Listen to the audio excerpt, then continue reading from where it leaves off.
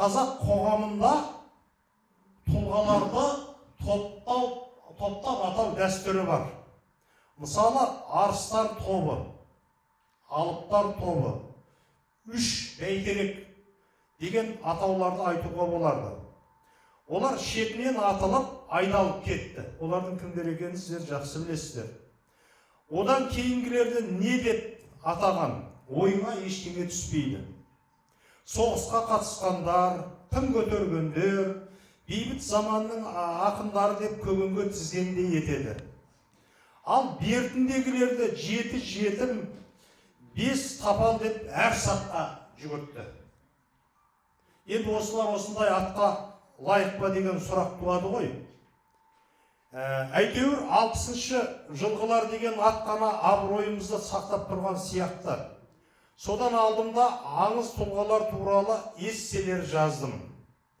Аңыз Шерхан Мұртаза, аңыз Мұхтар Мағауин, Мағауин мифі, аңыз Әбіш, Мұртаза мен Мағауин, аңыз Төлен Әбдіков, аңыз Бексұлтан Нұржекеұлы, Қыш адам, Тораңғы мен Тұрсынжан арасында Қажымар Шабданұлы мен Әбдіжәміл Нұрпейісов те бар. Тағы да басқасы жиыны қазір 3 кітаптай болып қалады екен. Соның бірі Олжас Сүлейменов туралы еді. Ақын Алмат Исәділ, қаламгер Жүсіпбек Қорғасбек ағам бүгін ұлы ақын туралы ірі сөз айтыпты деп Фейсбукқа жариялады. Бұл сөз жоғарыдағы эсселердің характерін береді деп ойлаймын. Бұл жерде мен ұсақ сөзге бармай, ірі сөйлеуге, сол тұлғаларға лайықты жаздым бұл эсселерді. Бірақ адамның жолын үнемі бөгейді ғой. Қалай мен осы эсселерді жаза бастадым, солай мені қызметтен шеттете бастады. Мен біреулер сияқты ұпай жинайын деп отырған жоқпын. Қалай менің эсселерім шығады, әлеуметтік желіде көп оқиды осылар туралы. Тіпті Тұрсынжан Чапай туралы эссемді өткенде әр жер көшіріп басып санасам, 25 мыңдай адам оқыпты. Бір газеттің тиражы ғой, енді басқа да сонда енді эсселер бәрі көп оқыды. Бірақ неге екенін білмеймін, қалай осылай шыға бастасаң, жолыңды қияды екен, жұмыстан шеттетеді екен. Сондай нәрсені мен өзім кәдімгідей етпен терімен сезіндім. Мен газеттерде жүргенде, жұмыс істеп жүргенде, солардың бәрін түгендеуші едім Айгүл. Кемелбаева айтып отырмын ғой. Енді кім түгендейді, кім ондай эсселер жазады білмеймін. Мен өзімді жұмыстан шығарып жүреді деп арыз айтып отырған жоқпын. Жалпы ойлаймын, осы келген кезде мен жерге бір осындай бір адам келіпті, оңай адам емес, кітап туралы 10 жылдан астам хабар жүргізіпті деп депутаттар келетін шығар деп ойлаған ғой. Келсем, жиен маған Амангелді Кеңшілікұлы табыстап кетейін деп ем, осы Амангелді Кеңшілікұлы екеумізді пайдаланыңдаршы деп, заң бірдеңке қабылдасаңдар. Сөйтсем енді олар келмепті. Енді керек емес болған шығар, бірақ оларға жеке айтпадым. Енді жоғарыдағы эсселер, сайттар, газеттер бір-біріне көшіріп жариялады, әлеуметтік желіде көп қаралым жинады. Мен өзім басшы болып отқанда осындай адамдарды көрсем, ол тіпті пенсияға шықпақтан одан да зор болса, соны өзім қасыма шақырып алатын едім жұмысқашы. Бұл не қылған жанкештілік деп ойлаймын. Осының орнына роман жазсам қайтетін еді. Сондағы мақсатым қоғамға аңыз адамдар деген идеяны енгізу. Бағана атауларды бекер айтып отырған жоқпын. Мысал үшін біз бұларды арғы бергісін қосып, жаңағы мен атаған адамдар бар, ақселеулер бар. Аңыз адамдар деп атайық. Бізге кім қой деп жатыр? Аңыз адамдар деп атайық. Сонда өзінен өзі арыстар тобы, алыптар тобы, үш бәйтерек, майдангер жазушылар, 60-шы жылғылар, аңыз адамдар болып шыға келеді. Ең өкініштісі, олар енді қайталанбайды. Жоқ енді олар. Бұл идеяны, әр нәрсені алға тартып, ақылдымсып бұрмалаудың қажеті болмас. Себебі тәуелсіздік алған тұста бұл дәстүр жалғасты. Темірхан Медетбектің алқауымен бір топ жас ақын жазушылар өздерін алтын көпірліктеріміз деп атады, жариялады. Бірақ олардың алдында біз тұрмыз, олардың алдында. Біз дегенім Нұрғали Ораз, Роза Мұханова, Асқар Алтай және мен, енді Айгүлдер бізден кіші, солай ғой. Біздің ерекшелігіміз қаламақсыз шедеврлер тудырдық. Қаламақсыз, енді мен бұны ашық айталам, шедеврлер тудырдық. Үлкен ағаларымызды мойындаттық, тіпті олардың алдына түсіп кеттік. Соның ішінде Жансебіл деген кітабыма алғашқы тәуелсіз тарлан үміт сыйлығы берілді. Қалай десеңізде, осы төртеуміздің төрт тарлан екенімізге ешкім таласпайды.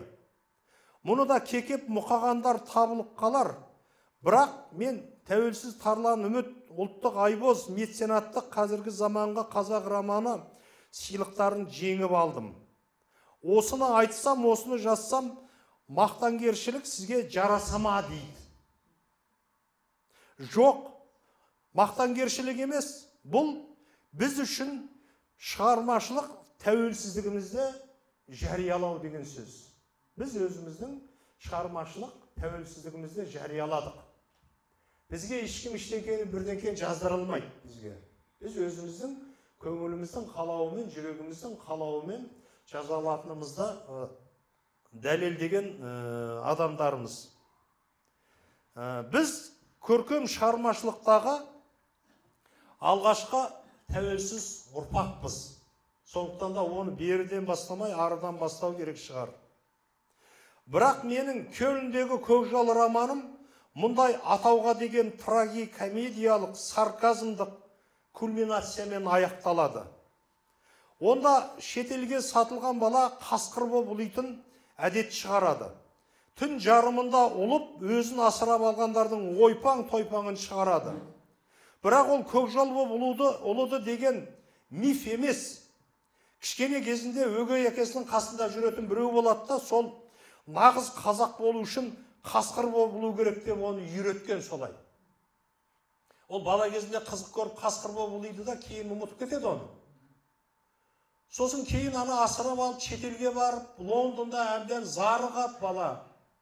Соның кейін бір күні түннің жарымында туған елін, туған жерін сағынғаннан кейін жаңағындай ұлиды. Қасқыр боп түнде бала ұлиды. Сөйтіп асырап алған адамдардың есін шығарып жарым түнде. Мен осы романда өте бір шамам жеткенше әсерлі етіп жаздым. Баламен бірге ұлығың келеді, баламен бірге сыңсып жылағың келеді. Мен соны осылай әсерлі етіп жазуға күш салдым. Енді өзі кітап оқудың да, мынау шығармашылықтың мәдениеті дегенін айтып отырмын. Кітап оқудың да қазір мәдениетін қалыптастыруымыз керек. Бір қызық нәрсе бар. Мен осыдан 13 жыл бұрыннан бастап кітап оқыңыздар ағайын деп келе жатырмын. Содан енді сол қоғамда қазір басталып жатыр ғой. Соның бастауында тұрмын деп өзімді ойлаймын ғой енді. Енді кеше президент енді айтып жатыр, Тоқаев. Кітап оқу мәдениетін қалыптастырайық деп. Мен соны шығарма жазған кезде сол бағытта өзімнің хабарларымда жасаған едім. Мынандай нәрсе бар. Ол бағана қасқыр боп ұлуға деген нәрсені мен сарказм тұрғыдан алдым. Трагикомедия тұрғыдан алдым. Жұрттар ойлап қалмасын, ана баланы көкжал жасады деген сияқты. Бұрынғыдай біз мифке қатты сенеміз ғой. Осы романда екінші бір назар аударатын жері ата әке балаға ауысып жүретін карта сызылған тай тері бар. Ол да миф сияқты суреттеліп, аяғында қасқыр талап өлтірген біреуді орауға ғана жарап қалады. Мұның да мифтен гөрі символдық мәні бар. Біз енді сондай нәрсе жасаймыз ғой, сондаған әуеспіз. Бір ойбай карта табылыпты. Оны мен түсінемін. Кәргі саясатта карта бәрі керек, ал бірақ біздің айтып жүргеніміз миф мағынасында. Шын мәнінде менің кейіпкерім соңында бір кейіпкер өледі да, сонша ғасыр бойы атадан балаға келе жатқан тері ана қасқыр талап өлтірген біреуді орауға ғана жарайды. Үшінші назар аударатын жері асырап алған әке шешесі дүние байлықтан баз кешкен адамдар. Осы жерге назар аударып көріңіздерші. Олар қазақтың баласын қор ету үшін емес, өздерін дүние байлықтан азат ету үшін асырап алған. Сол арадан бір кішкентай үзінді келтіргім келеді. Жақында анау Сұлтан Райып Топан деген роман жазды, ана Дүйсенәлі біледі. Қазір қатты насихаттап жақсы көріп жатырмыз. Мен сол романның кемшіліктерін көрдім. Себебі қазір Европада христиан діні туралы, шіркеулер туралы, монастырлер туралы Европада әңгіме жоқ. Ондай проблемалар жоқ. Шіркеулердің барлығы бос қалған деген сияқты. Қазір проблеманың бәрі Мұса пайғамбар мен Мұхаммед пайғамбардың арасында жүріп жатыр. Соғыстың бәрі осы бағыттарда туып жатыр. Ал енді біздің үлкен жазушымыз ғой енді, оны керемет сыйлаймыз, бірақ өзінің кейіпкеріне баяғы Иса Мәсіх алады, баяғы айқыш алады, адамды керіп қоятын. Енді мен сол кезде ұсыныс жасадым, қандай керемет роман, бірақ Мұса пайғамбар мен Мұхаммед пайғамбарды алғаныңызда нағыз бүгінгі заманның шығармасы болатын еді деп ол кісіге сәлем жолдадым. Сонда мынау бір алып емен тұрады, алып еменнің қарама қарсысында бір қысқартып айтайын, жер жазғанымды оқымай-ақ. Жақтары суалып, бағана дүниеден баз кешкендей романнан үзінді. Түрлері үңірейген бір адамдар жинала бастады. Үстілеріндегі киімдері тозын қырағанмен кейбірінен бағанағы Шанель деген сияқты түрлі брендтердің ең таңбасы байқалып қалады, бірақ енді киімдері ескі. Әриде мұнда ешқайсының Бонд-стрит көшесінен келіп тұрмағаны бұлайда түсінікті шығар, демес десе де, еш бірі де бұлардың қоғам қоқысқа лақтырып тастаған бейшара адамдар емес екені анық. Бір қызығы, олар Темза өзеніне кит кіріп кеткені туралы хабарға да селт еткен жоқ. Кіре берісте әркімге есік ашып қарсы алып тұрған, екі бетінде оймақтай шұқыры бар, ақшыл өңді бойшаң жасөспірім көзінің оты жалт-жұлт етіп бір жаққа асыққандай болады. Соны байқаған шүңірек көз сіңіртік біреуі, сіңіртік деген Оралхан Бөкейдің сөзі, кезінде Ғабит Мүсірепов қатты сынаған сол сіңіртік деген сөзді. Балам менің, мазаң жоқ қой сенің, деді тесіле қарап, сені не мазалайды, бәлкім мен көмектесе алатын шығармын. Темзаға кит кіріп кетіпті, деді жасөспірім жүрек аузынан шығып кететіндей аптыға сөйлеп. Достарымның бәрі сол жаққа бармақшы. Кит кірсе өзінің суында жүр емес пе балам, деді сіңіртік кісі аса бір салқын қандылықпен. Болмашы нәрсеге бола Құдайдың да киттің де мазасын алудың қажеті қанша. Өзенге жол тауып кірді ме, енді өз жол тауып шығады. Мәселе сонда болып тұр, деді жасөспірім, бұл қазақ қой енді, асырап алған. Мәселе сонда болып тұр, деді жасөспірім, ынтық көңілі бәрібір басылмай. Киттің кейі бұрылғысы келмейтін сияқты. Кит жағалауда жыбырлаған құрттарды асап қоямын деп ойлайтын шығар. Ал сол құрттардың ашқарақтанып өзін жеп қоятынын білмейтін болар. Жер бетінде адамнан асқан тойымсыз жәндік бар ма? Жасөспірім өзін де құртсың деп кемсіткендей көңілі түсіп қалды. Бірақ әлі де келген қонақтарға амандаса салып, көше жаққа жалтақтай берді. Мен мына кішкене өзімді оқып отырған романмен сіздер таныс емессіздер. Жақында енді қолдарыңызға тиеді, екінші Атамұра баспасы басып жатыр. Қонақтар үйге емес шіркеуге келгендей ортаға 5-6 қатар етіп, орындықтар қойып соған жайғасқан. Бөлек отырған Шарли әкемен тағы бір алдына қағаздарын жайып қойған, енді нотариус қой, тағы бір өлер отыр. Бағана қонақтар бір діни әндерді айта бастады деген сияқты. Сөйтіп өздерінің бір құдайларына жалбарынып жарыса жамырасты. Бұрынғы бай адамдар ғой, дүниелерін қайда тастауын білмейді, өзінің ұрпағына тастағысы келмейді. Қазір христиан әлемінде бағана оның неше түрлі ағымдарының ішінде сондай қозғалыс бар қазір. Сонда анау Шарли әке деген баланы асырап алған адам былай деп сөйлейді. Жаратқанның бұл ұлы күнді көрсеткеніне де мыңда бір шүкір. Біз өзіміздің отбасылық шешімімізді жариялайтын бақытты сәтімізге дайындалдық. Күнде таңертең Шарли ана екеуміздің бір-бірімізден сен дайынсың ба деп сұрап жүрген кездеріміз болды. Деп айтады. Содан кейін анау қысқартайын. Шарли ана айтады. Шарли әкенің әлгіндей сұрақтарынан кейін мен өзімнің ішіме үңілумен болдым. Сонда Құдай жолын күйеуімнің ықпалымен емес өз қалауымен таңдағаныма көзім жете түсті. Біз өзіміздің еркіндігімізді шектейтін дүние мүлкімізді тәрк ету үшін ұзақ жолдан өттік. Егер дүние мүлкімізді қыздарымызға қалдыратын болсақ, одан әрі маталық қала беретінімізді білдік. Әрі олар біздің мына жалған дүниеде жасалған күнәларымызды көтере алмайтыны да түсінікті дейді. Сонда бағанағы Аба деген үлкен қыз айтады, ол мен дүние мүлік керек емес, мен әке-шешеме келістім, мен монастырге барамын дейді. Екінші Айла деген оның сіңлісі айтады, мен Африкаға барып адамдарды емдеймін дейді. Нотариус қағаздарын жайып қойып, бүкіл дүние мүліктің барлығын баланың атына тіркейді. Бүкіл дүние, ақша барлығын. Сонымен қойш әйтеуір мына жерде ұзақ, әлгі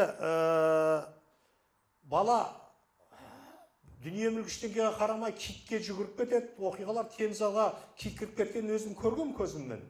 Темза деген үлкен өзен ғой Лондонның ортасындағы. Сонда әлгі бала кейін есейгеннен кейін, оқу бітіргеннен кейін, осыны оқымай ауызша айта берейінші.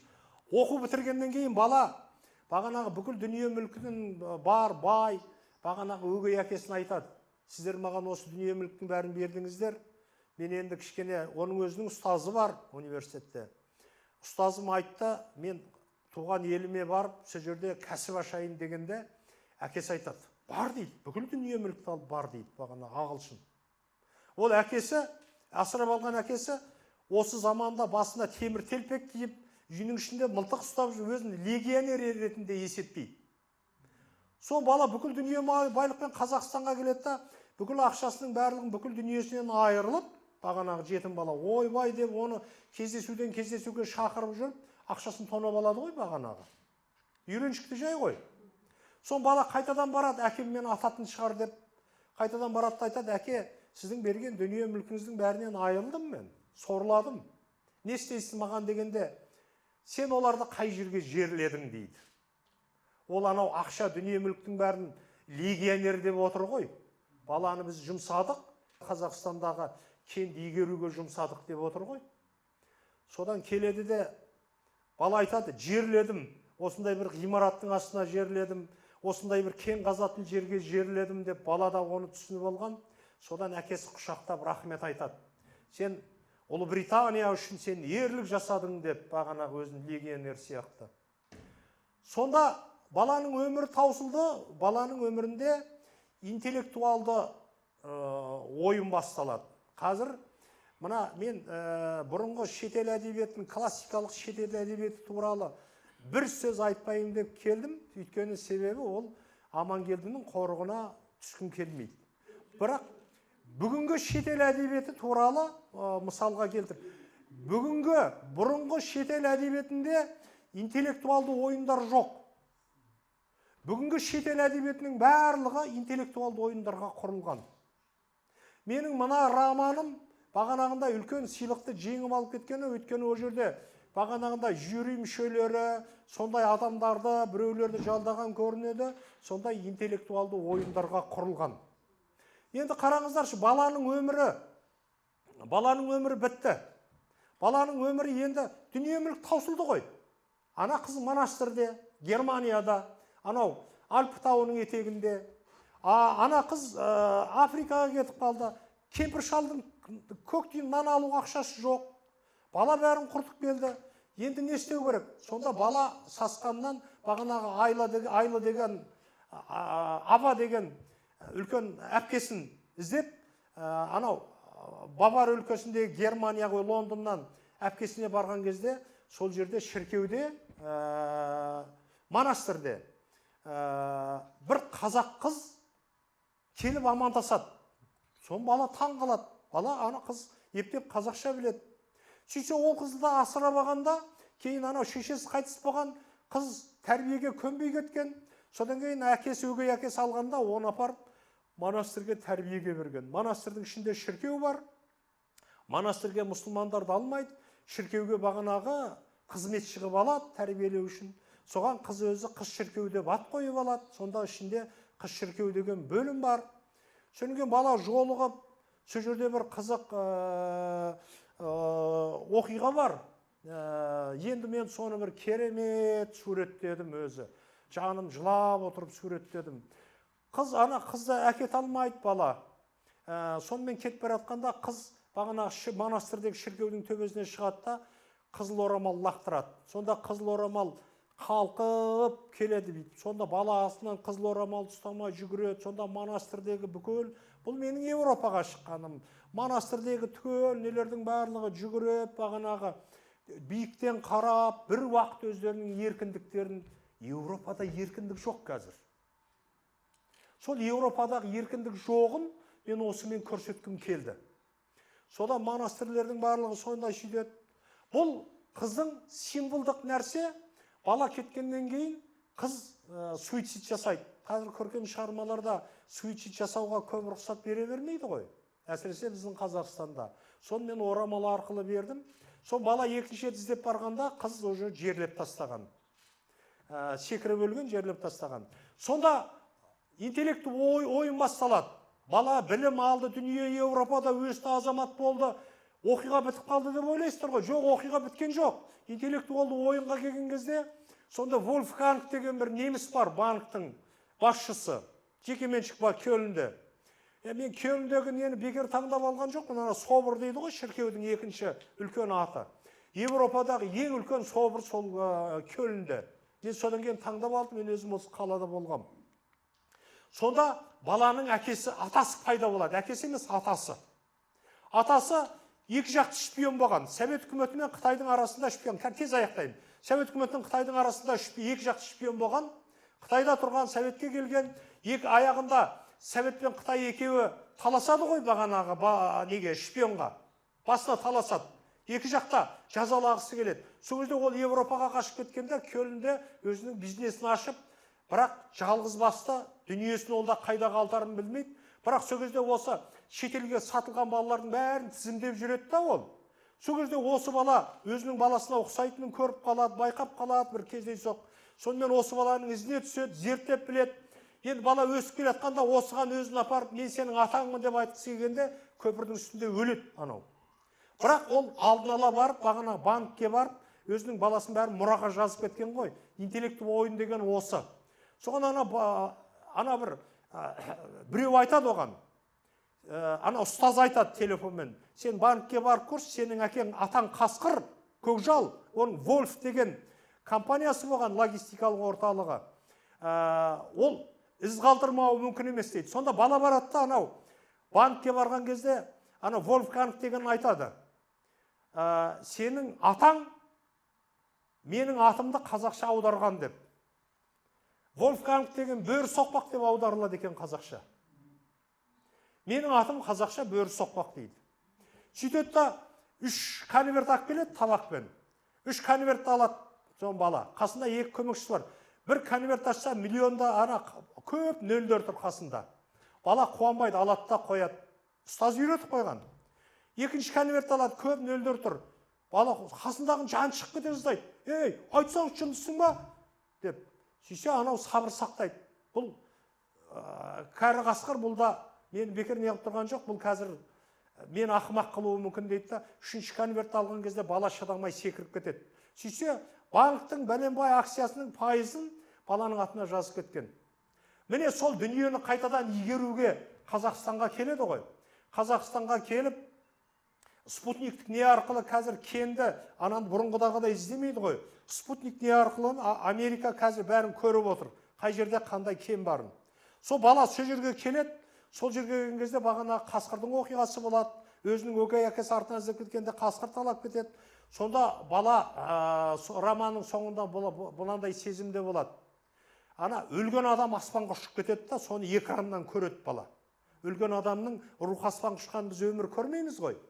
Ал ол спутникте байланысты отырған адам экраннан өлген адамның рухы аспан құшқанын көреді да, сонда бала сезеді.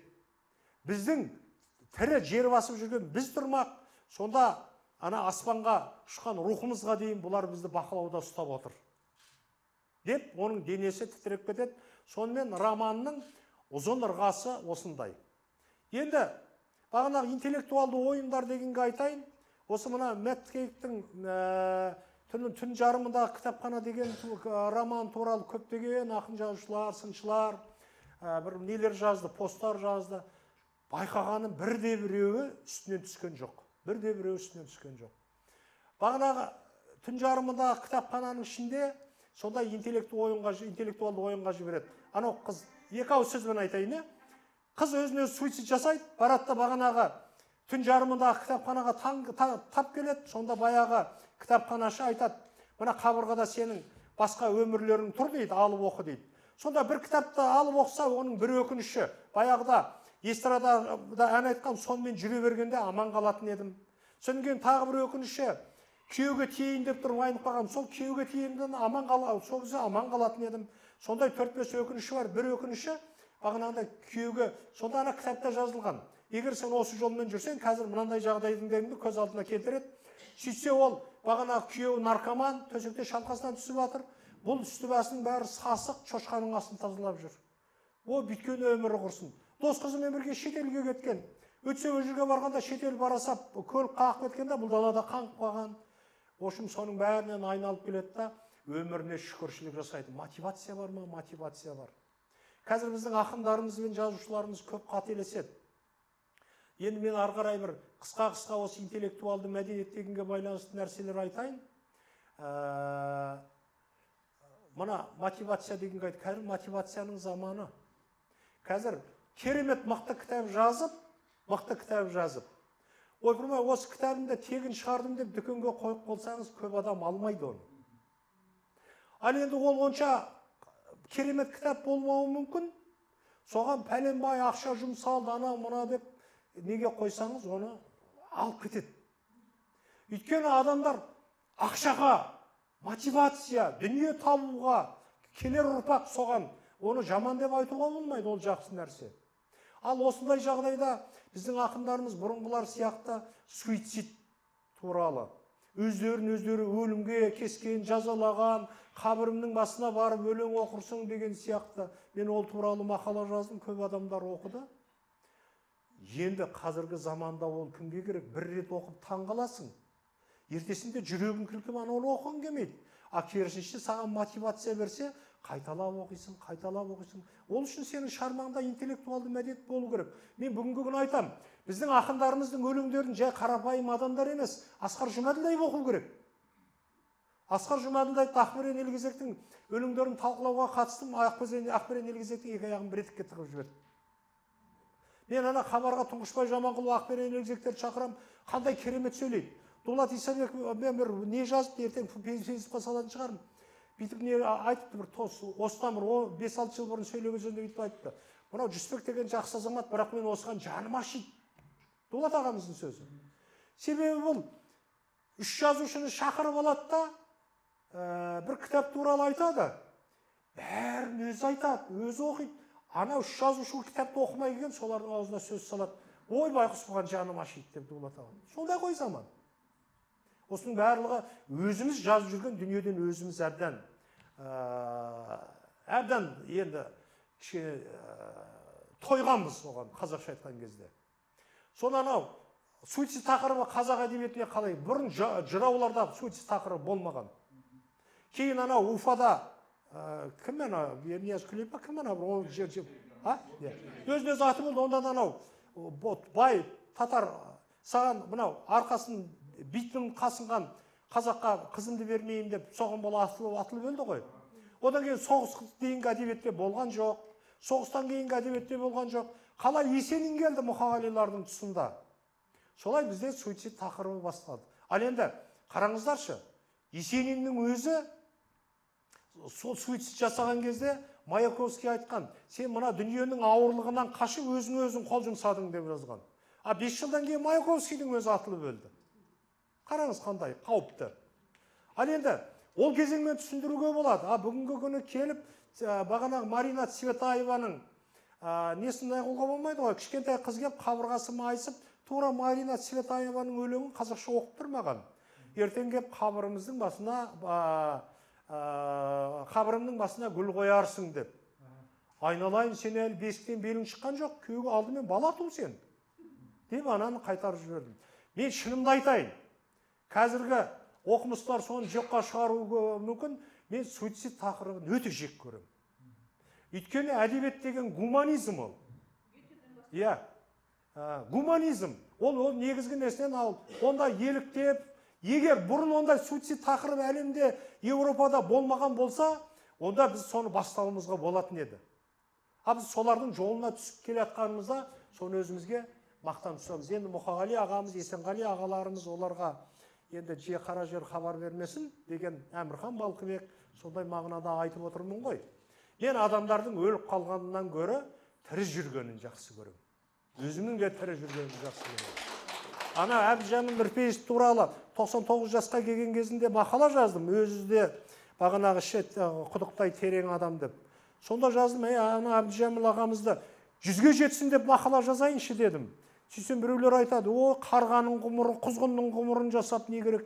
Мен айтамын, Әбдіжәміл ағамыз 100 жасаса, талай қазақтың адамы 100 жасайды. Ұлт ұмтылу керек. Ұлттың денсаулығы мықты болу керек. Қалай енді біз бағанағындай нәрселер? Ол кейін анекдотқа айналды ғой. Әбдіжәміл ағамызға Дулат ағамыз барып келіп, біз отырғанбыз бір жерде. Сол Дулат ағамыз айтты, Әбдіжәміл ағаларың барып келдім, өйтіп 99 жас жасамай-ақ қойдым, әрең отыр деп. Ол шын емес ол. Ол сөзінің эмоциясымен айтып отыр. Әбдіжәміл Нұрпейісовке қалыңыз қалай деген ғой, сол 99 жасқа келгенде. Сөйтсе әрең отырып, әлі де үмітім бар деген. Міне бізге сол керек. Біз оған күлеміз, келеке қыламыз. Бізге сол керек. Өмірді сүю керек, елді сүю керек, отанды сүю керек, жерді сүю керек, сол үшін күресу керек.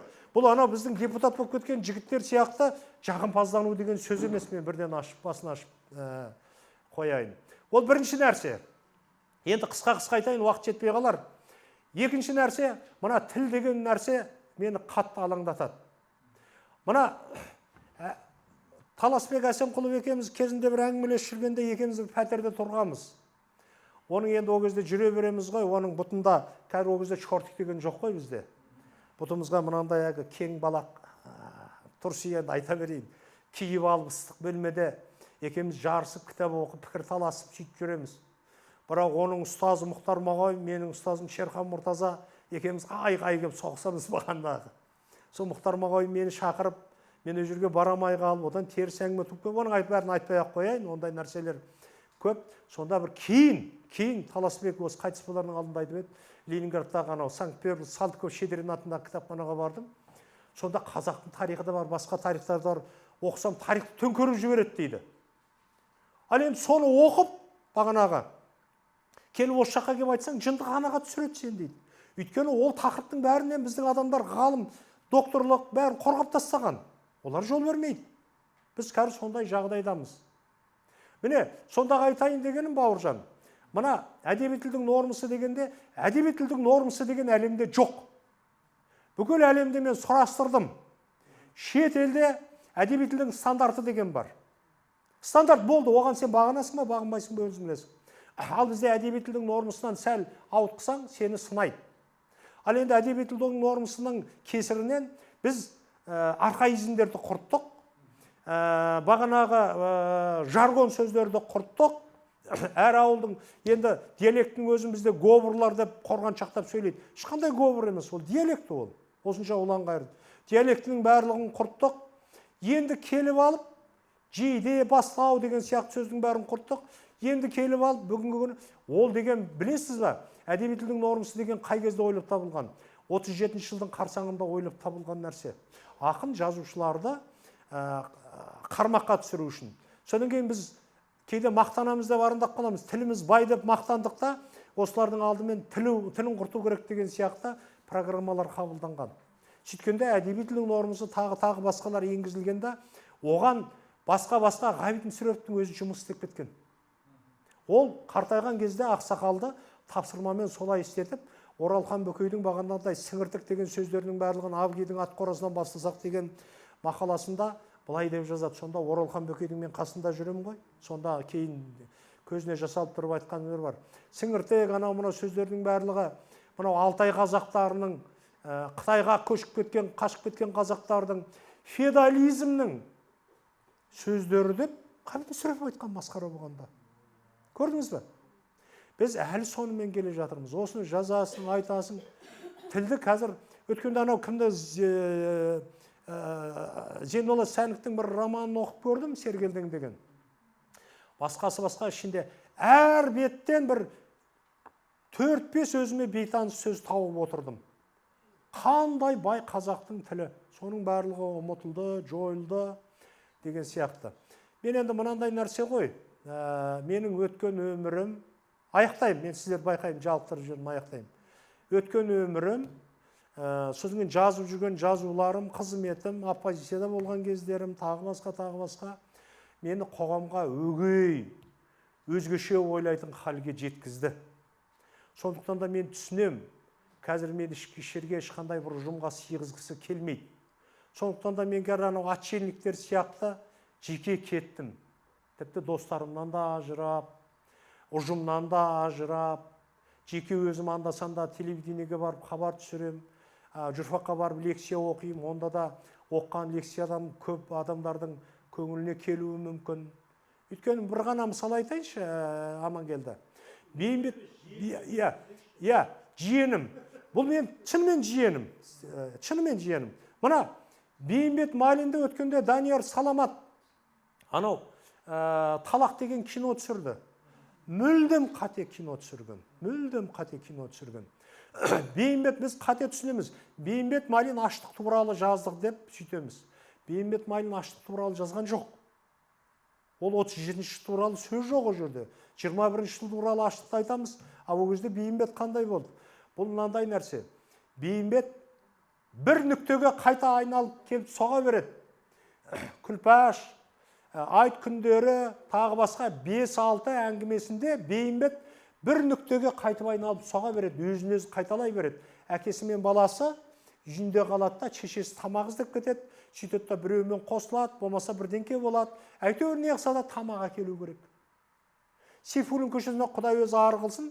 Енді Сейфуллин көшесінің басқаша варианты ғой, Құдай сақтасын. Жазып отырған оқиғасы сондай. Мен Бейімбеттің шешесі деп отқан жоқ, бұны ертең біреу сөйтіп маған тиісіп жүрмесін. Бірақ ол кезде Бейімбет 3 жаста ма, 5 жаста ма шешесі бағанағы байға сауыншы болып жалданған, бала аш отырады үйде аш құрсақ. Шешем байға, оның бәйбішесіне ұнас екен, маған кішкене тамақ әкелсе екен деп, сол балаға бағанағы балалық жарақат, қазір енді трендте бар ғой, детский травма деген сияқты. Санасында қап қойғанда Бейімбет алғашқы шығармаларында осындай әңгімелер бір нүктеге қайтадан оралып соға беріп, мен сондай болжам жасадым, Құдай өзі кешірсін, қара жер хабар бермесін. Соны енді келеміз да, біз Бейімбетті саясатқа араластырып, оны саяси қайраткер қылып кино түсіреміз. Бейімбет бір ашаршылық туралы бір патриоттық немен жазған сияқты не жасаймыз. Ол енді өзінің балалық кезіндегі алған жарақаттары ғой. Ал енді әлем жазушыларын алып қарасаңыз, қандай мықты жазушылар болғанын алып қарасаңыз да, барлығы алғашқы шығармаларында өздерінің жан дүниесіндегі жарақаттарын жазған. Алып қараңыз, оқып қараңыз. Бүкіл әлемде солай. Бүкіл әлемде классиктердің барлығы алғашқы алған жарақаттарын көркем шығармаға. Біздің жазушыларымыз сонда туасап қайраткерге айналып кетті ме? Олар да өздерінің жарақаттарын жазған. Біз осындай бір нәрселерге келмейміз. Енді осындай қазір менің өгей болып кеткен бір нәрсем, қазір осындай көзқарастармен қарай бастадым. Бұрынғы ортамызға, соған байланысты қазір мен адамдарға онша ұнамаймын. Және олар менің айтып жүрген ойларымды, идеяларымды қолдап кетсе екен деп те тілемеймін. Маған қарсы шыға берсін, не қыла берсін.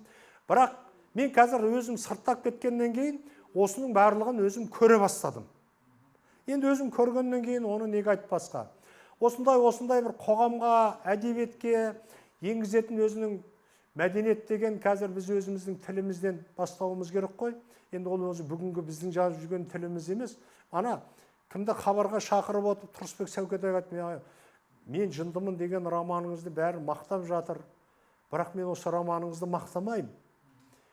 Себебі сізде үлкен кемшілік бар. Романның жартысында сіздің бағанағы кейіпкеріңіз жындыханаға жатып шығады. Бірақ ішінде бір жындыхананың атмосферасын беретін, болмаса сол жердегі бір жаргон сөз ештеңке айтылмайды ғой. Анау Сайлаубай Жұбатырұлы бір жеті жындыханаға жатқан, Абыржыны жазған кезде. Біздің Баққожа Мұқай бағанағы Өмірзаян жазған кезде жындыханаға барып танысып, ондай оқиғалар көп, әлемде де ондай оқиға. Сөйтсем Тұрысбек маған айтады, пәлен деген бағанағы шығармалардың атын айтты, солар көрмеген, капитан Гранттың балалары деген нелерді шығармаларды айтты. Сонда көрмеген аралдарды жазған, бір нәрсе. Ол емес. Қазір біздің әдебиетте интеллектуалды әдебиет жетпейді деп тұрғаным осы тұрғыдан. Біздің шығармаларымызда бағанағындай сондай интеллектуалды тұрғыдан өскен адамдар оқу керек.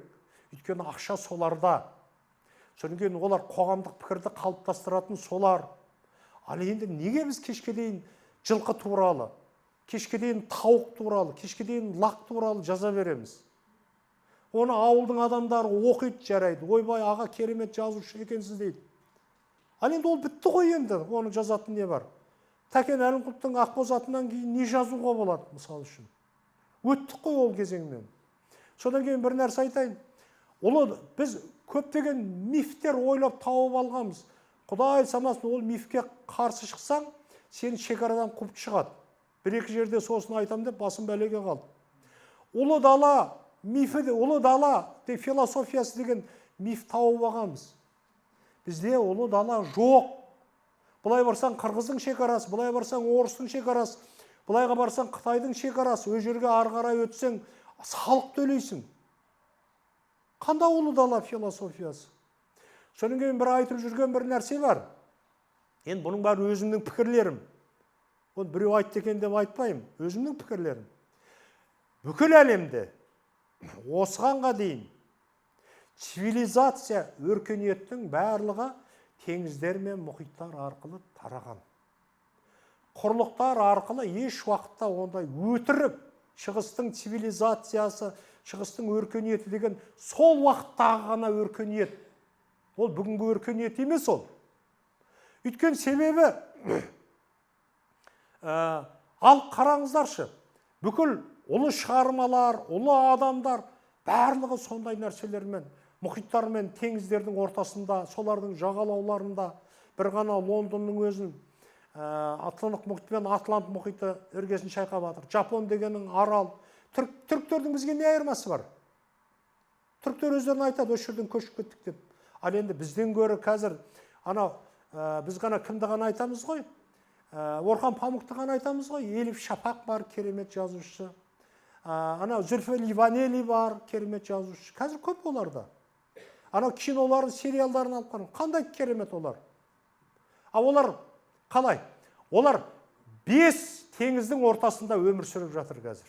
5 теңіздің ортасында өмір сүріп жатыр. Бізде жоқ қой, біз тұйықпыз қазір.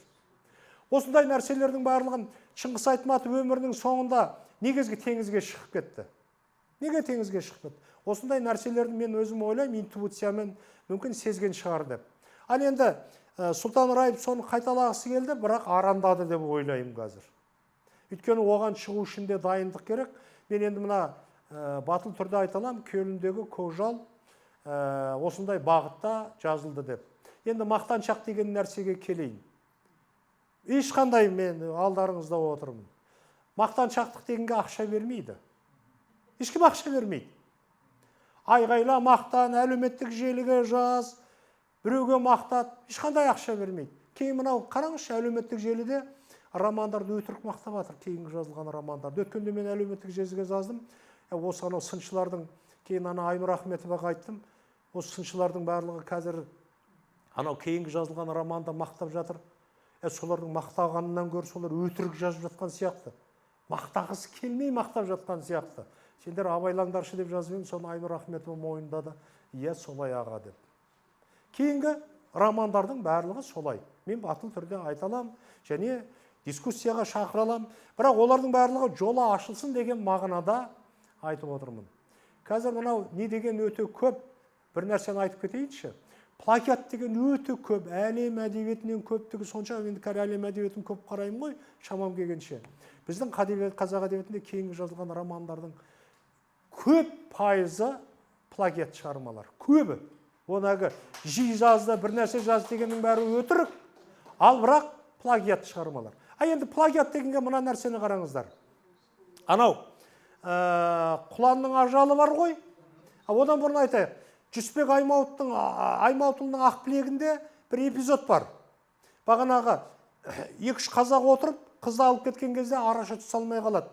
Соны ана 2 қазақты жазалаймыз дегенде, 2 қазақтың біреуі алса кетеді да, біреуі дірілдеп қарап тұрады. Соны тура сол эпизодта Ахан Нұрман Құланның ажалында қайталап жазған. Тура сол эпизод. 2 адам бір орыс айдап келе жатады, анау 2 қазақтың біреуі бағанаға неге алса кетеді, анаған көмектестесе, 2-ші қазақ дірілдеп тұрады. Тура осы эпизодта Таласбек Әсемқұлов тал түсте тура сол бойы қайталап жазған. Ана бір күйшілерге байланысты есінде бір орыс солдат 2 қазақты айдап келеді, біреу алса кетеді да, 2-шісі көмектестесе дірілдеп қарап тұрады. Бұл енді бұны плагиат деп айтуға болмайды. Бұл ситуация. Көрдіңіз бе? Бұл ситуация. Ситуация болғаннан кейін олар бірін-бірін оқып, ондай нәрсе жазбайды, жазды деп мен ойламаймын. Сондай ситуация болғаннан кейін жазып отыр. Ал енді бүгінгі жазып жүрген романдарда ондай ситуацияның мұқтаждығы жоқ. Ондай бір ситуация солай жаздырып отырған жоқ. Олар бағанағындай плагиаттыққа ұрынып отыр. Көрдіңіздер ма? Бұны біз жастарымызда өзіміз осыған бола ертеңмен көп сын естейін байқаймын. Бірақ жастарымызды осыдан біз арашаламасақ, біздің әдебиетіміз сол осы кеткеннен кеткен торымыз жоқ, былайша айтқан кезде. Тағы да біраз кішкене тезистер дайындап алып келіп едім, оның бәрін айтсам уақыт бітіп кетеді. Сондықтан да сіздердің сұрақтарыңызға жауап бергенім дұрыс қой деп ойлаймын. Ал енді мақтаншақтық емес, мен бір нәрсені дәлелдегім келген кезде өз кеудемді соғып кетем, сондықтан да айып етпеңіздер. Сүрлеп деп жатыр ғой, сценарийін жазу, жаңағы айтып отырған мазмұнның идеясын айтқаннан байқап тұрмын да, өте күрделі екен, сценарийін жазу қиын болмай тұр. Оны бір, мен анау, қазір әлеуметтікке шығып, енді ана мақтануға бола ма? Басқа саладағы адамдар, әдебиетшілер емес, басқа саладағы адамдар өткенде Нұрлы Болат Нысанбай деген жазды. Ойбай, енді мен одан Нобель сыйлығын алып кеттім деген әңгіме жоқ. Нобель сыйлығына ұсынуға болады, тағы бірдеңке, осындай деп жатыр. Ол басқаша ойлайтын адамдар, біздің ақын жазушылар емес. Осы тұрған кезде менде көптеген пікір жиналды, бірақ оның бәрін жариялай алмай отырмын. Ұялам, аңқысылдам. Соның ішінде маған айтпай, осыны киноға қалай түсіреміз деп берген, мамандарға берген ғой.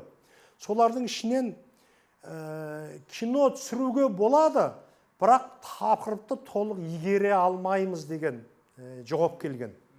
Бірақ киноға қажетті дүниенің барлығы бар ішінен, толыққанды уақыты ұзақ көркем фильмге сұранып тұрған нәрсенің барлығы бар деп, Құдай қаласа ол болып қалатын шығар деп ойлаймын. Біраздан бері ойымда жүрген нәрсе, мен кино сценаристерге көп сенбеймін. Өткенде анау керемет шетелден жүлде алып жүрген кино режиссерлармен қатты таласқа бардым. Енді өзім бір продюсер табылса, өзім режиссер ретінде бір кино жасағым келеді. Өйткені Мұқағалиды түсіргенде, тағы басқа түсірген кезде өзімнің идеяларымды толық өткізе алған жоқпын. Тілі толық өткізем. Қазір кинода бір өте бір не тауып алған. Өздеріне авторлық фильм түсіріп жатырмыз дейді. Бәрша жиен. Киношылардың барлығы авторлық фильм түсіріп жатырмыз дейді. Ол деген сенің шатағың болмасын деген сөз. Мен сосын өткенде күйіп кетіп оларға айттым. Авторлық фильм түсіру үшін сендерге Асқар Сүлейменов керек, режиссер. Сондай адам керек, әйтпесе сендердің авторлық фильмдерін түкке жарамайды. О, Тарковский анау-мынауды айтады, Тарковскийдің заманы өтіп кеткен айналайын. Қазір мүлдем басқа кино деген. Жаңа сөзіңіз айтып кеттіңіз ғой, сізге шығармаңызға айтып жатқан пікірлер туралы, енді оның бәрін айтуға ұялам дедіңіз. Меніңше, ол ұялу деген сол шығарманың ар жағындағы күллі оқырманды таңғалып тұрған мәселелер, оқырманның көкейіндегі басқа айта алмаған болғандан пікірлері, оның бәрі жоқ болып кетпей ма? Сондықтан меніңше оқырман айтқан пікір ол осы шығарманың жалғасы деп ойлаймын. Меніңше бұл пікірлер жарыққа шығу керек. Мен дұрыс айтасыз. Мен өткенде бір әлеуметтік желіге жазып жібердім. Маған әдебиет сыншыларының пікірі қажет емес, маған оқырманның пікірі қажет деп жазып жібердім. Оны да жұрт басқаша түсініп қалып, сан-саққа жүгіртіп айтты. Мен ондай мағынада айтқан жоқпын. Мен солай басқа саланың адамдары, солардың пікірлері, соларды күттім.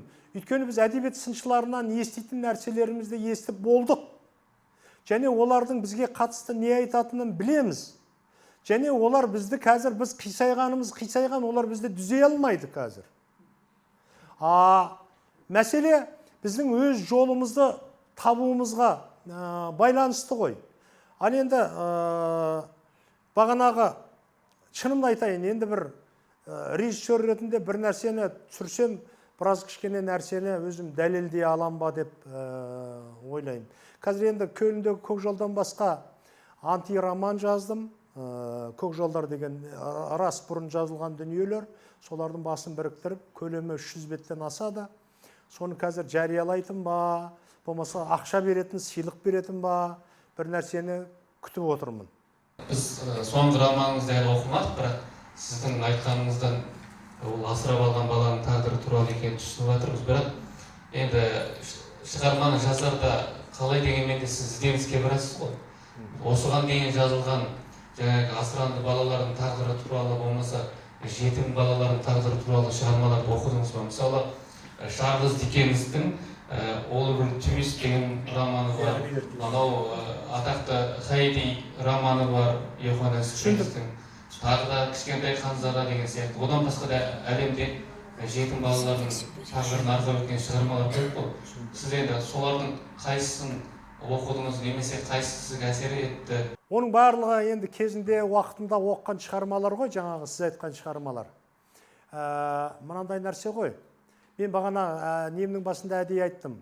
Мен бұл Көліндегі көкжал деген трагикомедия мен сарказммен, бағана көкжал дегенге сарказм, трагикомедия, мынау метамодернизм, бағана қарындасымыз айтып отқандай метапрозаның кішкене интермәтіннің үлгілері бар ішінде.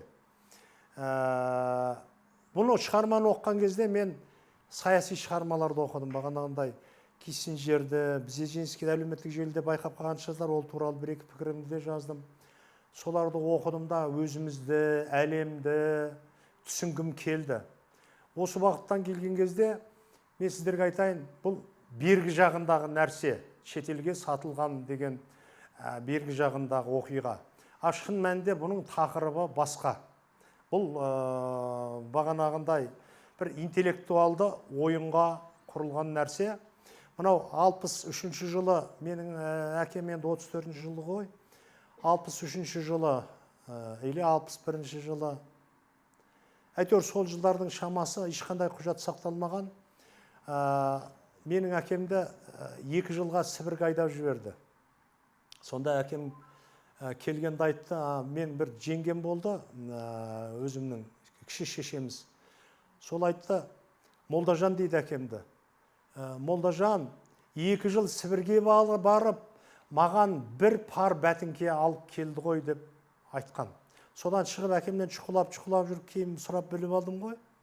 Әкем негізгі мамандығы бухгалтерді, үйде дәу шот жататында, бірақ әкем бәрін тастап, кейін қарапайым жұмысқа кетіп, Москваға көрмеге барып, сөйтіп жүрген нәрселер. Бірақ әкемді 2 жылға Сібірге айдап жіберді 60-шы жылдары. Сонда әкемнің айтқан бір сөз есімнен кетпейді. Бір вагондан, 50 метрдей жерде тұрған бір вагоннан жүгіріп шыққан біреу, біздің вагонға жүгіріп келе жатқанда жолда ұшып түсіп өліп қалды дейді. Біз барсақ өліп қапты, барсақ сол суық ауа жұтқаннан жүрегі жарылып кеткен дейді. Қатты суық болған ғой. Сол жағдайлардың барлығын әкемнен білдім. Сонда әкеме таңған жала, ар жақтан Советке шпион болдың деген ғой. Сосын бер жақтан Қытайға шпион болдың деген жала. кейін анау жылымығы бар, басқасы бар. Сонымен әкем содан ақталып шықты да бүкіл дүниеден баз кешіп, жай ғана қызмет етті. Сол жүрегімде жүретін ғой. Сондай өзім білетін нәрселер, соның барлығын осы адам өзінің басынан кешпеген нәрсені жаза алмайды. Әйтеуір соның ішінде бір нәрсе оған әсер ету керек. Бір сезіміне, бір нәрсеге әсер ету керек. Сол тұрғыдан бұның ішіндегі оқиғалардың көбі, анау баланың траптан секіріп кететіні, оны Павлодарда өз көзіммен көрдім. Кәдімгі қарқарадай траптың биігінен секіріп кетті.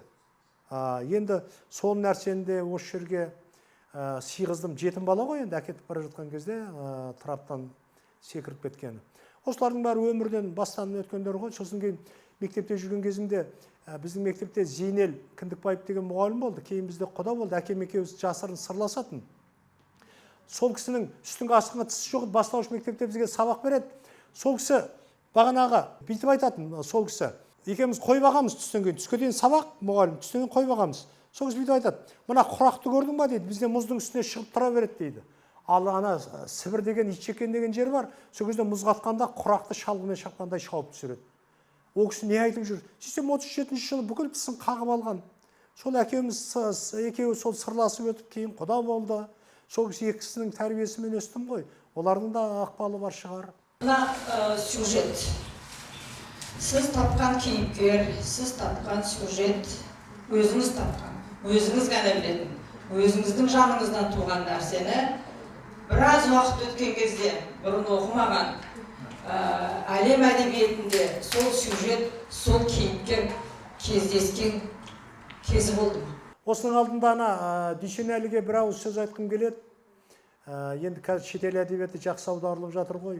Бағанағы Дүйсенәлі айтқан шығармаларды бала кезімізде оқыдық, кейбіреуін ұмыттық, кейбіреуі есімізде. Солмен бірге бағанағы Даниэль Киздің Алжернонға арналған гүл, мысал үшін, бағанағы тағы да басқа шығармаларды, көптеген шығармалар бар да. Олар қанша дегенмен де, анау бұрынғылар сияқты аңыз болып кетпесе де, соларды баспалдағы ретінде пайдаланған жазушылар. Сол Алжернонға арналған гүлде бар. Ана автор Даниэль Киз сабақ беріп тұрады да, анау кемтар балаларға. Сол кезде ана бір бала айтады, бір бала болғанда сәбилік санада қалып қойған, бірақ жасы 30-да ғой. Мен бір сабақты жаттап өте жақсы оқып кетсем, мені кәдімгі балалардың мектебіне ауыстырасыз ба дейді. Сол ана жазушыға қатты әсер етеді да, мектептегі жұмысын тастап барып, бағанағы Алжернонға арналған гүл деп жазады. Ол Алжернонға арналған гүл деген романның өзін біз сәл басқаша талдап жүрміз Дүйсенәлі. Ол таза интеллектуалды ойынға құрылған. Бағанағы екі адам, анау кемтар бала, бүкіл ненің барлығын біліп кетеді да, тіл дүниенің барлығын. Сон ана лабиринттің бәрін тауып алатын тышқан екеуін сынақтан қатар өткізеді ғой. Сол екеуін интеллектуалды ойынға салады, міне мысал үшін. Ал енді жаңағы Роза айтқанды мен білмеймін, жаңағындай бір оқиға кездесті. Мысал үшін жерде маған жүрегіме қатты әсер еткен нәрсе, өмір бақи жүрегімде жүрген әкімнің не үшін өзінің есепші деген атағы бар, бухгалтер деген, не үшін бәрін тастап өмір бойы қорлық көрді. Әкеме келіп айтқан, ауданның партия комитетінің бірінші хатшысы мен кеңшар директоры келіп айтқан, сізді социалистік еңбек ері ғана атағына ұсынайық, соған сіз партияға өтіңіз деген. Сонда әкем етпей қойды, шешем ренжіді, балалар өсіп жатыр, неге деді Роза. Сонда әкем айтты, ол төлейтін взносы деген, кезінде Фаризаға апаларымызда проблема болды ғой. Мен ақшаны көп табам, оның взносы көп деді да партия. Содан шешем соған сенді. Кейін ойласам, ол мүлден басқа, өйткені партияға өтерде тұқым тұқиянымен тексереді ғой. Әкем сонда өмір бақи үреймен өмір сүрді. Ген арқылы бізбен бірге берілді. Сондықтан да осындай тақырыптар Роза маған қатты әсер етеді. Павлодарда жаңағы оқиғаны көрдім өз көзімменше.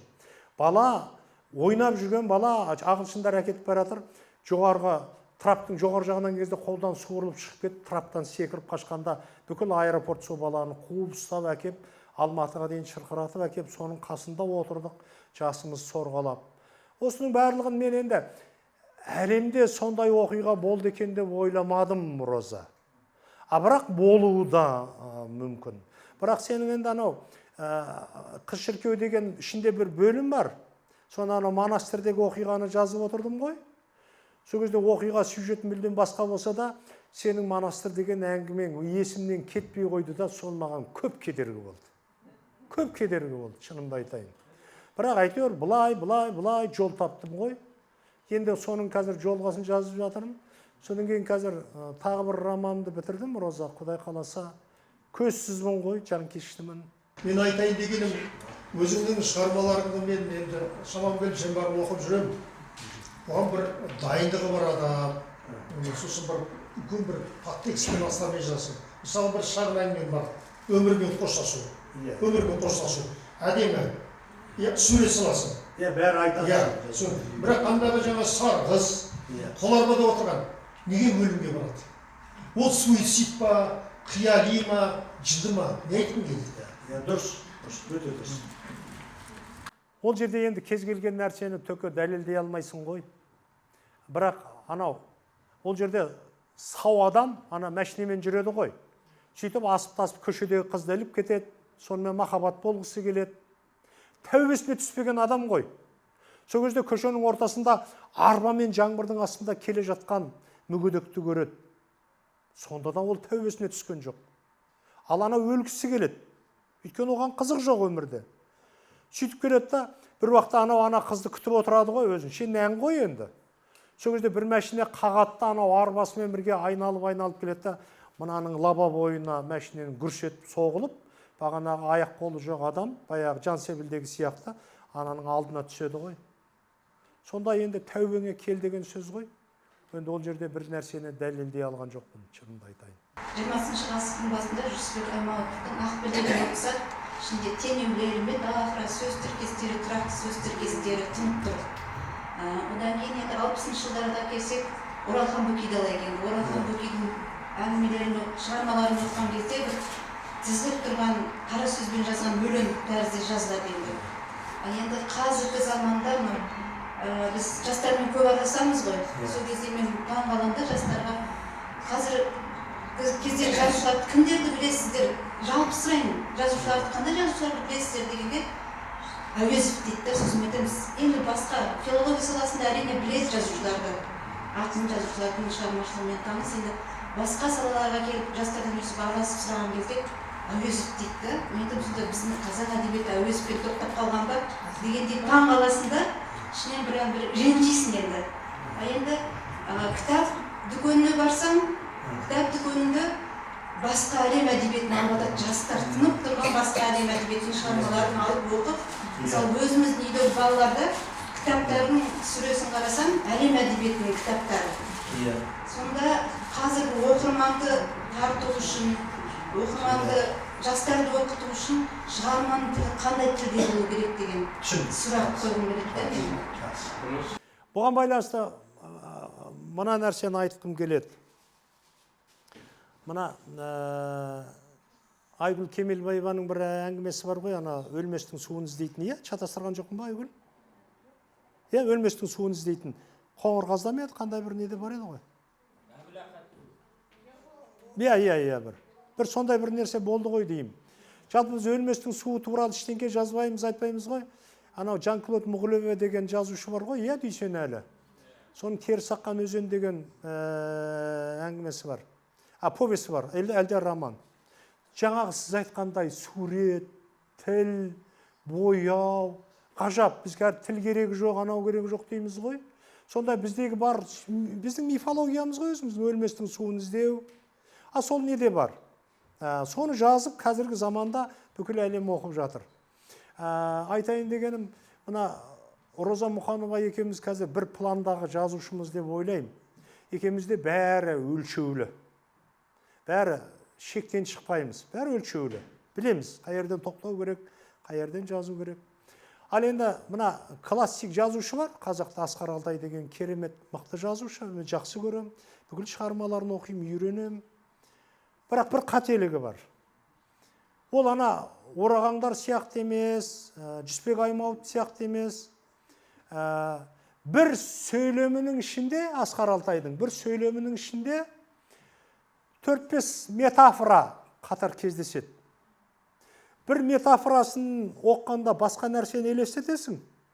Құрмалас сөйлемнен кейінгі екінші метафорасын оққан кезде басыңа басқа нәрсе келеді. Үшінші, соның несіндегі оққан сабақтас құрмаласта басқа нәрсе елестейді. Олай жазуға болмайды. Қанша керемет, қанша шешен болсаң да, оның барлығын өлшеулі түрде алып тастау керек. Өйткені сен образ көз алдыңа елестетіп отырсың ғой. Ал енді өзің ойла, үш аяқты мотоцикл сияқты бір нәрсені жазғанда, үш бірдей метафора, ол оқырманға ауыр ғой. Мен осындай көзқарастамын. Енді Оралхан Бөкейлердің ол заманы басқа болды.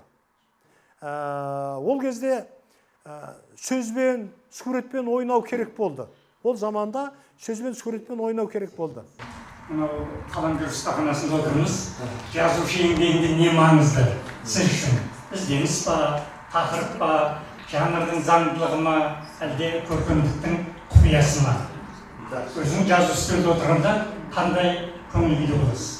Ең бастысы білім рөл ойнайды. Адам, жазушы болған адам, өлең жазсын, әңгіме жазсын, ол күндіз түні оқып, күндіз түні ізденіп, күндіз түні таңғалып өту керек. Қалай ізденіс тоқтайды?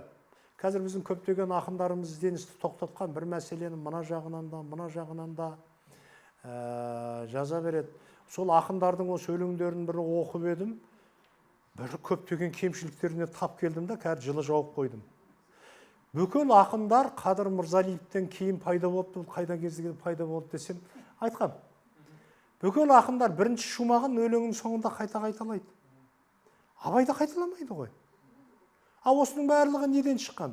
Өйткені айтар ой таусылған, болмаса сондай ізге. Қадыр Мырзалиевтен кейін пайда болды. Шетел әдебиетінде жоқ. Орыс әне сіздер көп оқып жүрсіздер ғой. Орыс әдебиетінде жоқ. Сөздер қайталанады, жолдар қайталанады. Ал енді тұтас шумақ қайталанбайды әлем әдебиетінде. Қаңғап жүріп бір екеуі сөйтіп қайталанып қалмаса. Ал енді біздің Байбота Қошымноғай керемет ақын ғой, соның бір өлеңінен тауып алдым. Басқа Ұлықбек, Иранбек, тағы басқа солардан таптым. Ал кейінгі ақындардың барлығы сондай. Менің сұрағым, жаңа өзіңіз айтып кеттіңіз ғой, Асқар ағаның айттыңыз мысалға бір сөйлем ішінде бірнеше метафоралар бар деп. Және де менің ойымша қазақ тілді, қазақ әдебиетін жақсы оқитын, сүйіп оқитын оқырмандар керісінше сол қалыптасқан жазушылардың шығармаларынан сондай күрделі метафораларды, сондай көркем сөзді іздейтін шығар деп ойлаймын. Өйткені соңғы кезде мысалы қалыптасқан жақсы қазіргі қазақ әдебиетіндегі жазушыларымыздың арасынан кей кезде мысалға тапсырыспен жазылған, болмаса түрлі сайыстарға асығыс түрде жазылған шығармалар бар да, қарапайым сөйлемдер кездесіп кетеді.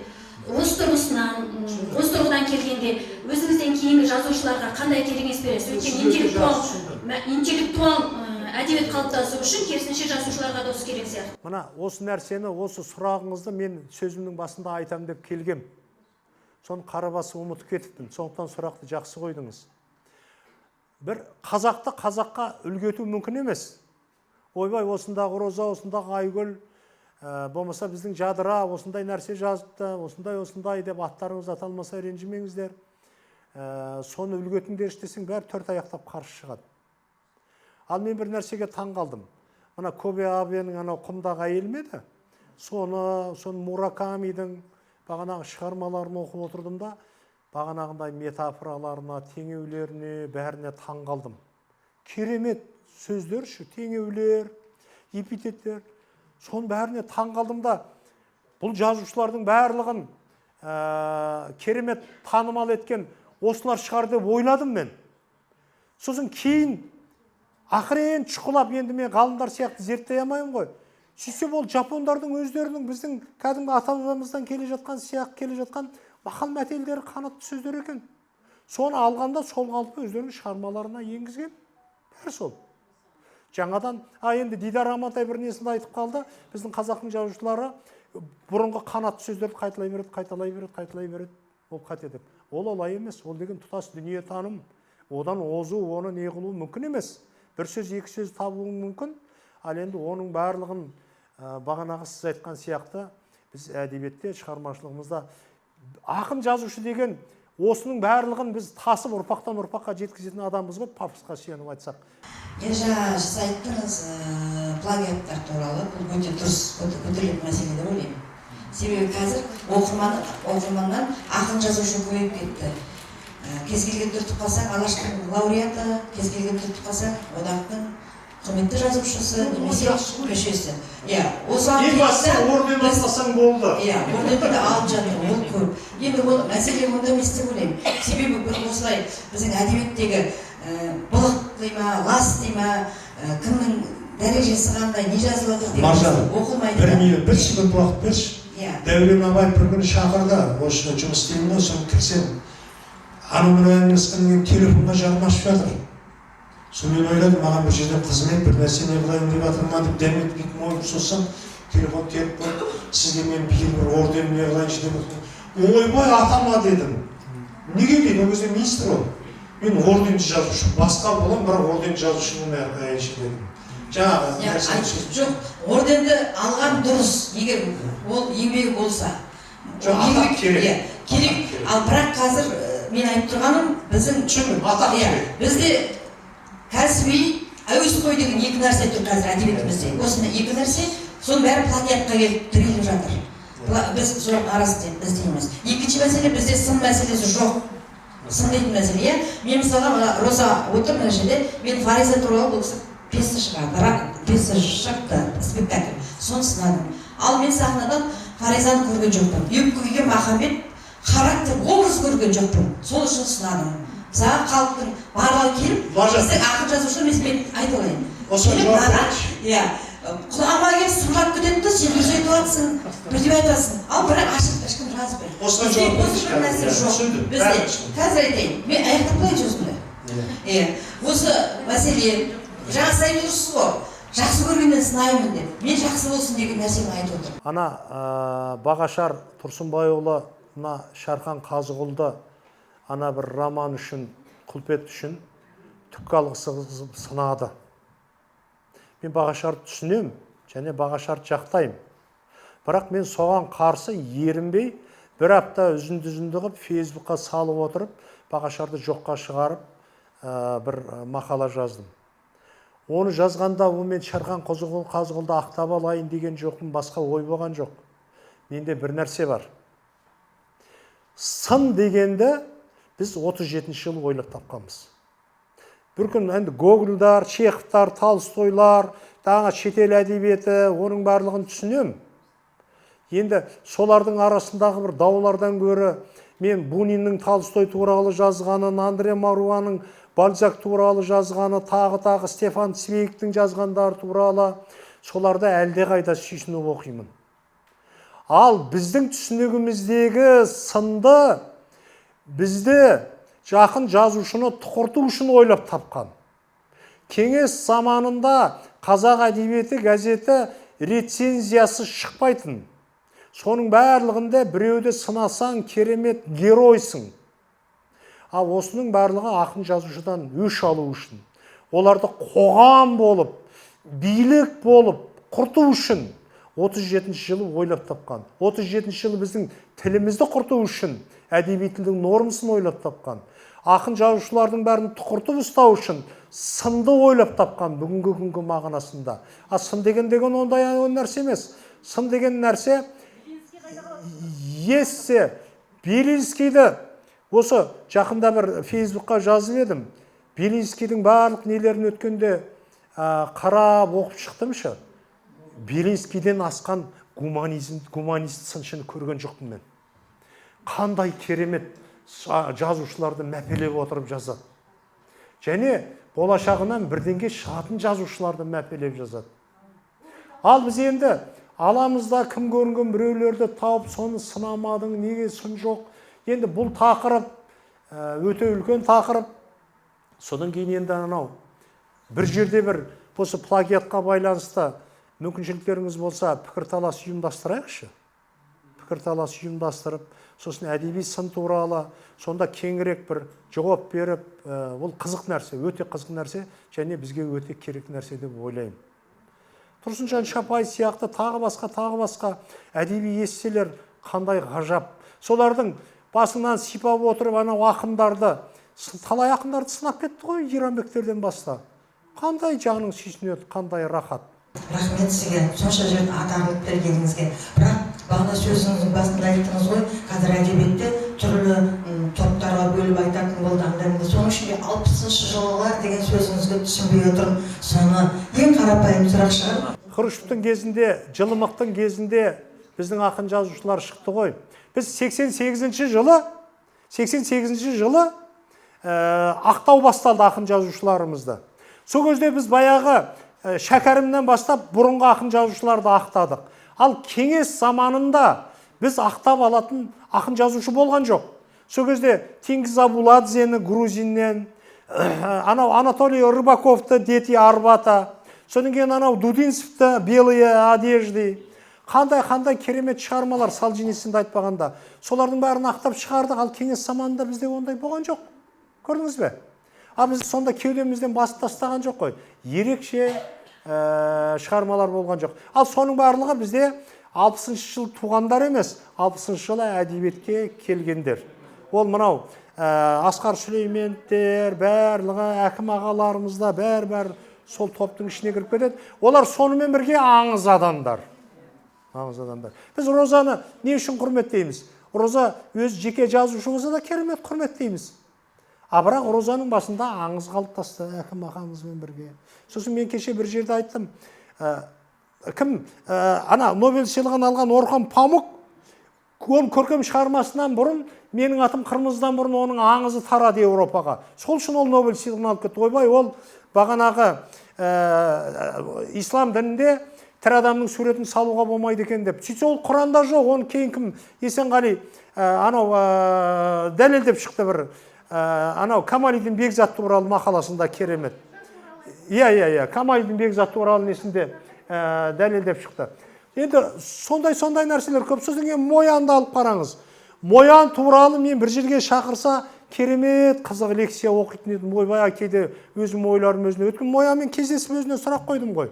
Құдай керемет, екеуміздің ойымыз бір жерде шыққанда мен Моянның кішкентай бір вариант екенмін деп ойладым. Құдай өзі кешірсін. Түрімізді ұқсайды ғой енді. Оның қазақ, менің Қытай екеумізді ажырата алмай қалуы мүмкін. Сол Моянға байланысты бізде әдебиетшілердің бәрі бүйтеді. Ой, неше саққа жүгіртеді бағанағы. Моянның кейіпкері есек болып кетеді ғой. Есек болып кетеді да оны қинап, мініп алады, неше түрлі тұяқтар әппақ анау. 800 беттік романы бар анау. Өлім мен өмір азабы деген.